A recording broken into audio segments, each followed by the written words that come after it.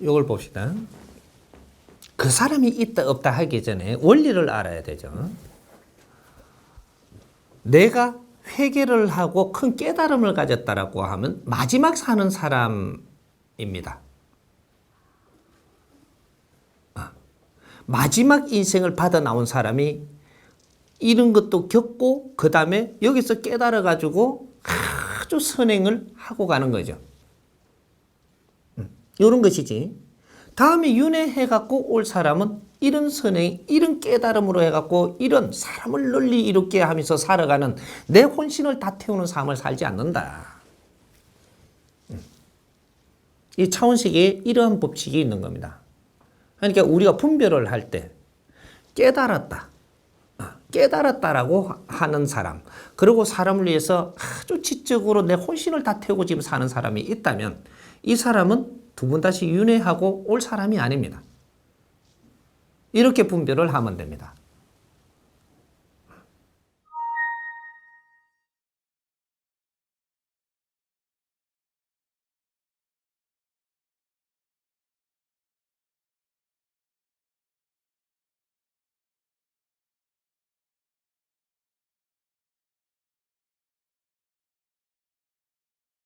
보세요. 내가 글을 써갖고 사람이 널리 이롭게 살 수 있는 이것은 굉장히 지적이고 오랫동안 지속되면서 사람을 이롭게 합니다. 이게 지적인 일이라고 하는 거거든요. 사람을 일깨워주는, 일깨워줘가면서 살아나가는 이런 것들. 그러나 이제 조금 이렇게 안 좋은 일들을 한다. 이거는 잠깐의 이로움을 줍니다. 여기 좀 다르죠. 이건 질량이 작지만 그것 또한 네 몫으로 하고 있는 것이다 하는 거죠. 그러면 요것을 여기서 내가 조금 깨달아 갖고 질 좋은 일을 할 수 있는 기회도 받은 겁니다. 근데 그런 것들을 노력을 안 하고 그런 거를 재밌어하고 자꾸 하다 보니까 그런 질 작은 일만 행하고 갔으니 다음 생에 올 때 이럴 때는 크게 좋은 조건으로는 오지 않아도 지금보다는 조금 좋은 조건은 받아가 온다. 이런 거죠. 하나, 지적으로 내가 조금 행위를 하는 것이 더욱 지적으로 행하고 갔다. 이렇게 되면은 그 다음 생에 올 때는 이 지적으로 행한 것이 만일에 조금 지적으로 행했다. 이 사람은 윤회를 자주 해오지 않는다라는 겁니다. 요걸 비유를 내가 이제 이해 돕기 위해서 내가 질량이 큰 법을 이 세상에 놓고 갔어요. 이 법이 세상에 먹히고 쓰이려면 한참 갑니다. 수천 년 가야 이 법이 이제 널리 사용하고 있다. 그렇게 해서 널리 이 법을 사용해갖고 세상이 아주 발전해서 좋은 세상이 빚어진다. 그러면 그때 내가 오지 그 안에는 내가 안 옵니다. 우리 윤회하는 이 원리가. 근데 요 작은 일들을 하고 간 사람들 있죠. 뭐 쇠도 깎다가 뭐 이렇게.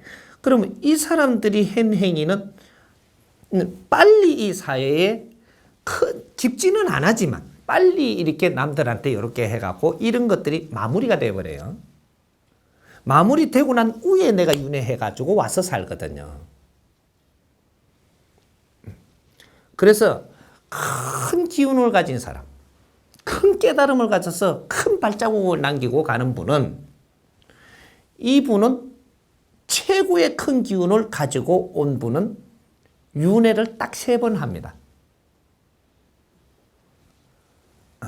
그래서 큰 발자국 한 번 시대를 바꿀 때마다 이분이 와서 바꿔놓고 가는 거죠. 이런 것이고.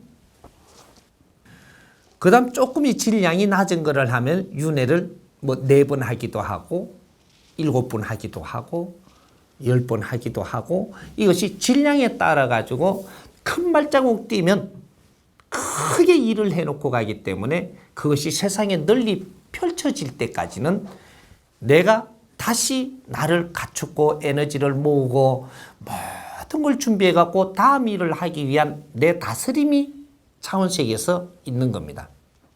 그때를 준비하는 기간이죠. 그렇게 해서 이 세상에 그 바탕을 이루고 났을 때 내가 다시 와서 큰 발자국을 다시 남겨놓고 간다 이 말이죠. 그래서 세상이 아주 이게 크게 발전할 수 있는 길을 닦아놓고 가는 그런 큰 분들이 있다.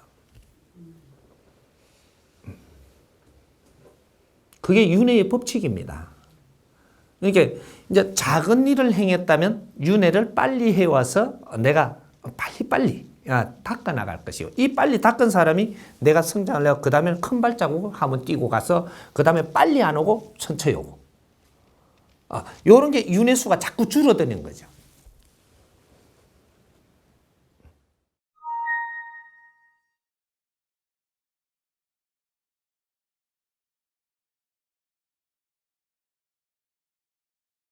삼대 7의 법칙. 3대 7의 법칙. 요거를 보고 사주라고 이야기하는 겁니다. 사주를 믿든 안 믿든 앞으로 사주로 보는 그러한 용어를 사주로 붙이고 뭐 이렇게 통계를 놓고 우리는 삶을 이렇게 사는 게 맞더라고 해놓은 것인데, 이 사주의 법칙이 3대 7의 법칙입니다. 내가 이 세상에서 이 세상에 와서 살아야 될 이 기둥을 세워주는 게 사주입니다. 기둥을 어떻게 세우냐? 너 본재가 있고, 본재. 기둥은 내 재의 가오의 이 기둥이에요. 본재가 있고, 그 다음에 이 세상에 와가지고 태어나서 살면서 네가 하지 못했던 일이 있고, 그리고 노력을 내가 했어야 됨에도 이제 하지 못했던 뭐 이런 것들이 전부 그렇게 전생, 그렇죠? 원, 전, 이생, 요거 살아가야 될 걸 복합수를 네가 가진 것이, 이것이 그 기둥을 세워지는 사주라고 이야기하는 겁니다. 그거는 얼마만큼 사주의 역할을 가지고 있느냐? 30% 뼈대다라는 거죠. 그러면 요걸 갖다가 정확하게 이제 이해하기 쉽게 하려면, 요만한 도화지에다가, 그죠? 요만한 도화지에다가 우리 인생을 사는 게 어떻게 사느냐? 이만한 도화지에다가 그림을 한 폭을 싹 그려가지고 잘 그려서 세상에 남겨놓고 가는 게 우리네 인생이에요. 근데 사주는 요 그림 한 폭 중에서 얼마만큼 차지하냐? 그림을 그리려고 그러면 밑그림이 있겠죠.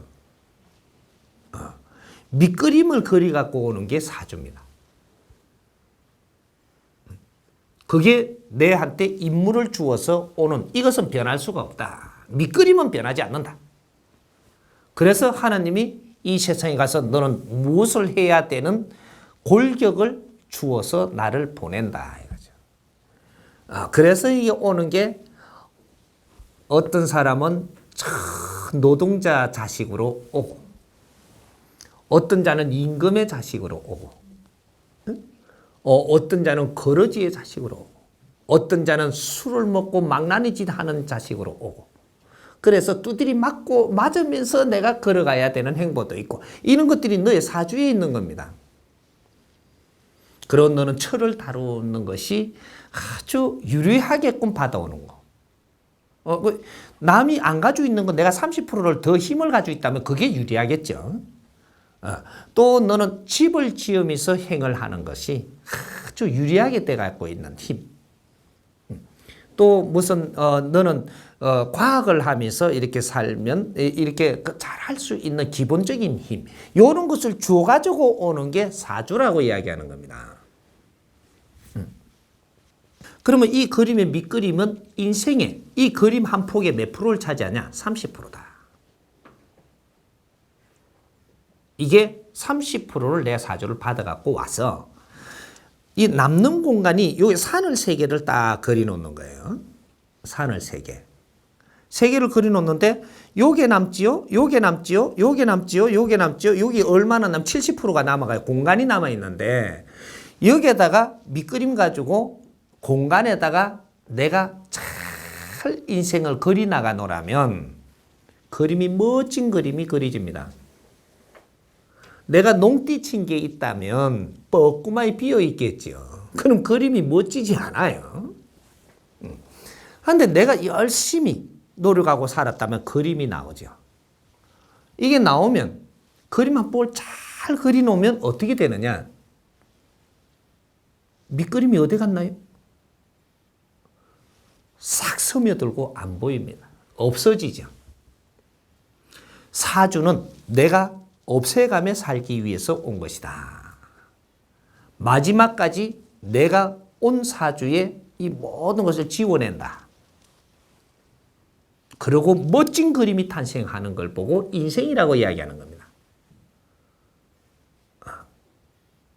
이게 하느님의 내한테 길을 잘 놔주시는, 내한테 내 그림을 올 인생, 요번 인생을 사는 데는 요렇게 사는 것이 너한테 딱 맞게끔 이롭게 내한테 주어서 보내는 게 사주라고 이야기하는 거예요.